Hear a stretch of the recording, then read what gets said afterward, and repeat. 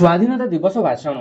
ସମ୍ମାନନୀୟ ସଭାପତି ମହୋଦୟ, ପୂଜ୍ୟ ଗୁରୁଜୀ ଓ ଗୁରୁମାବୃନ୍ଦ, ବିଜ୍ଞ ବିଚାର ମଣ୍ଡଳୀ ଏବଂ ଉପସ୍ଥିତ ମୋର ଛୋଟ ବଡ଼ ଭାଇ ଭଉଣୀ ଓ ମୋର ସହପାଠୀଗଣ, ଆଜି 80ତମ ସ୍ୱାଧୀନତା ଦିବସ। ଏହି ପବିତ୍ର ଦିବସରେ ମୋତେ କିଛି କହିବାର ସୁଯୋଗ ମିଳିଥିବାରୁ ମୁଁ ନିଜକୁ ଧନ୍ୟ ମନେ କରୁଛି। ଯାହା ନାହିଁ ଭାରତେ ତାହା ନାହିଁ ଜଗତେ। ଏ ଭାରତର ଭୂମି ପବିତ୍ର, ସମୃଦ୍ଧ, ରତ୍ନଗର୍ଭା, ଉଚ୍ଚ ସଂସ୍କୃତି ସମ୍ପନ୍ନା। ଏହାକୁ ସୁନାର ଭାରତ ବୋଲି କୁହାଯାଏ। ବୈଦେଶିକ ଶାସକମାନେ ସଦା ସର୍ବଦା ଏହା ଉପରେ ଲୋଲୁପ ଦୃଷ୍ଟି ପକାଇ ଆସିଛନ୍ତି। ଅତୀତରେ ବହୁବାର ଏ ମାତୃଭୂମି ସେମାନଙ୍କ ଅଧିକୃତ ମଧ୍ୟ ହୋଇଛି। ମୋଗଲମାନେ ଏ ଦେଶକୁ 1526 ଖ୍ରୀଷ୍ଟାବ୍ଦରୁ ଦଖଲ କରି ଦୀର୍ଘଦିନ ଶାସନ କରିଛନ୍ତି ଓ ଦମନ ଲୀଳା ଚଳାଇଛନ୍ତି। ସୁନା, ରୂପା, ହୀରା, ନୀଳା, ମୋତି, ମାଣିକ୍ୟ ଇତ୍ୟାଦି ଅମୂଲ୍ୟ ଧାତୁ ସବୁ ନିଜ ଦେଶକୁ ବୋହି ନେଇଛନ୍ତି। ତାପରେ ଇଂରେଜ ଜାତି ବାଣିଜ୍ୟ କରିବା ନାଁରେ ଆସି ଆମ ଦେଶକୁ ଶାସନ କରିଛନ୍ତି। ଦେଶର ସମ୍ପଦ ବାଣିଜ୍ୟ ଦ୍ରବ୍ୟ ହରିଲୁଟ କରିଛନ୍ତି। ପ୍ରଜାମାନଙ୍କ ଉପରେ ଅକଥନୀୟ ଅତ୍ୟାଚାର କରିଛନ୍ତି। ପ୍ରତିବାଦ କଲେ ଲାଠି ପ୍ରହାର, ଗୁଳିମାଡ଼, ଜେଲ ଦଣ୍ଡ, ଫାଶୀ ଖୁଣ୍ଟରେ ଝୁଲିବାକୁ ପଡ଼ିଛି।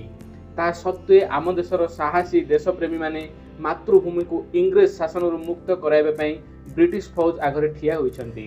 ପ୍ରକୃତ ସ୍ୱାଧୀନତା ଆନ୍ଦୋଳନ 1857ର ସିପାହୀ ବିଦ୍ରୋହରୁ ଶୁଭାରମ୍ଭ ହେଲା।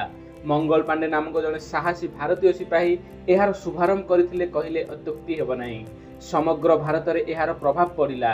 ବ୍ରିଟିଶ ଫୌଜ ଆଧୁନିକ ଅସ୍ତ୍ରଶସ୍ତ୍ର ସାହାଯ୍ୟରେ ଏମାନଙ୍କୁ ଦମନ କଲେ। ପ୍ରତିବାଦ କଲେ ରକ୍ଷା ନାହିଁ। ତଥାପି ଧୀରେ ଧୀରେ ସାରା ଭାରତରେ ସ୍ୱାଧୀନତା ସଂଗ୍ରାମର ବିଦ୍ରୋହ ଦେଖାଦେଲା। ବହୁ ଦେଶପ୍ରେମୀ ଏଥିରେ ଝାଂସ ଦେଇ କାରାବରଣ କଲେ।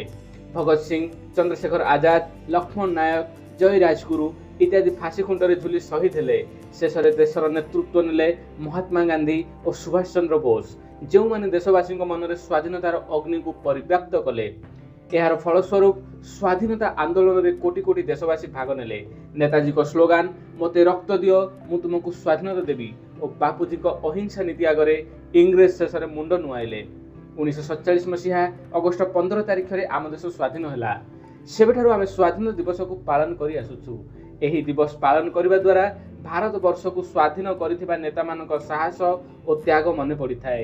ଅଖଣ୍ଡ ଭାରତବର୍ଷ ଗଠନରେ ଯେଉଁମାନେ ନିଜ ଜୀବନକୁ ଉତ୍ସର୍ଗୀକୃତ କରିଥିଲେ ସେମାନେ ଆମର ପୂଜ୍ୟ ନମସ୍ୟ।